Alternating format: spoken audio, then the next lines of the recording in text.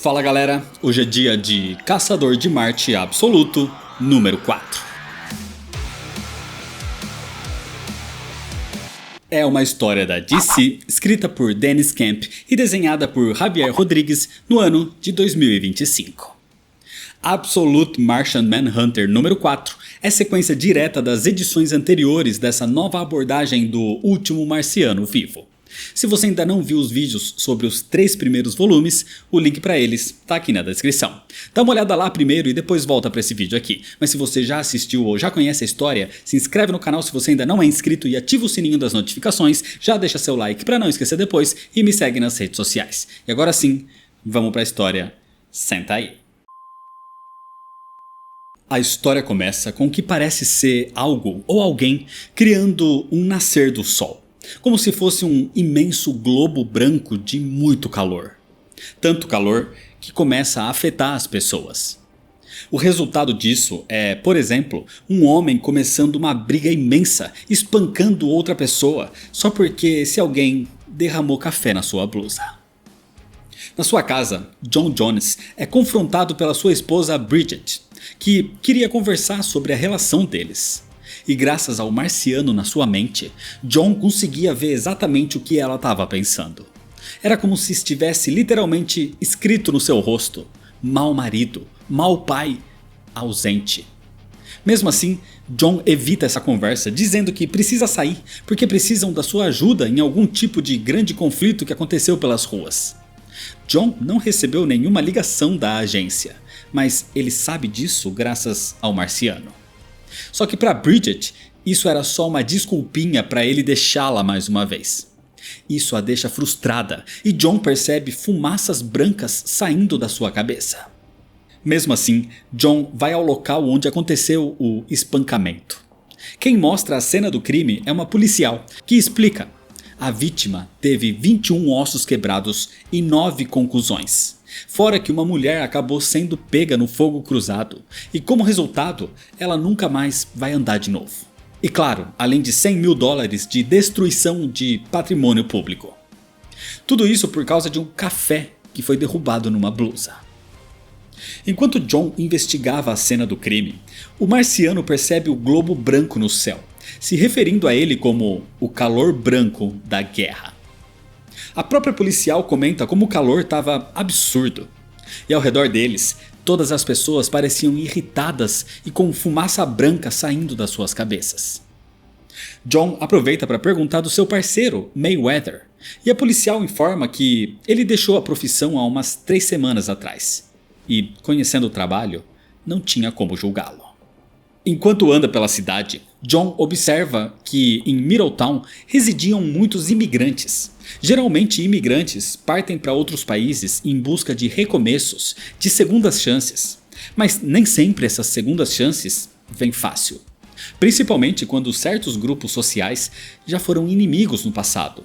Mas ali a maioria conseguia viver em harmonia, o que é praticamente um verdadeiro milagre.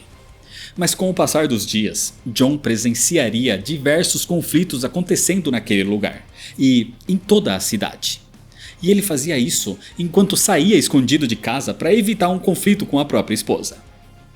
No 12º dia desse calor intenso, 2 famílias vizinhas, a família Galvers e a família Hill, literalmente construíram barricadas separando as suas casas. E usando trajes e armas militares, eles literalmente entraram em guerra uns contra os outros. Tudo isso porque eles não chegaram num acordo sobre em que ponto acabou o terreno de um e começou o do outro. Então John e o marciano decidem interferir, usando os poderes do marciano para lembrar os Galvers dos tempos que os Hills cuidaram do seu filho pequeno. Quando Matt Galvers cuidava da sua esposa Selma quando teve câncer. Ou quando os Galvers salvaram o filho da família Hill que quase foi atropelado por um caminhão desgovernado. E só assim eles se acalmam. John e o marciano não conseguiam resolver as raízes dos conflitos. Esse calor intenso. Mas conseguiam amenizar os efeitos colaterais pelo menos. Mas tinham coisas além do seu alcance. Como no dia seguinte, quando vários policiais simplesmente começaram a atirar em cidadãos por motivos banais. Todos foram presos e se mostraram descontrolados ao serem interrogados na delegacia, com raiva por causa do calor. John até mesmo conseguia vê-los cobertos por uma cor vermelha, representando essa fúria.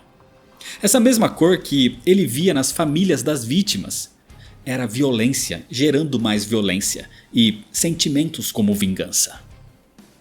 Ao longo dos dias, John continuou saindo de casa sem falar com Bridget, ficando cada vez mais ausente. E nas ruas, ele tentava ajudar no que podia. Ele lidou com uma briga generalizada numa pista de boliche, iniciada porque um time acusou o outro de trapacear.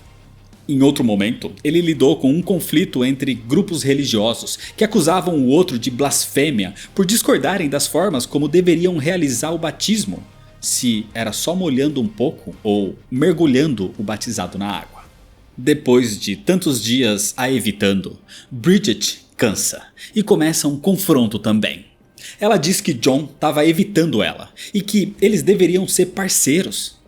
Enquanto Bridget desabafa sobre o que está sentindo, John percebe as fumaças brancas saindo da sua cabeça. E o marciano parece tentar fazer algo para segurar isso. Bridget fala que John nunca foi de demonstrar os seus sentimentos, mas isso não importava para ela, porque era só olhar nos olhos de John que ela o entendia. Mas desde que aquele incidente aconteceu, ela não sabe mais se conhece John. Era como se os seus olhos falassem uma língua alienígena agora. John estava olhando demais para aquela luz branca, e o marciano tenta destruí-la nos seus olhos. Então, pela primeira vez, Bridget diz que duvida se John realmente ama ela e o seu filho. E enquanto ela diz isso, o marciano quebra aquela luz branca nos seus olhos, e John finalmente vê Bridget coberta por várias cores. Um misto de sentimentos. Não era só a raiva. John começa a ver uma explosão de emoções.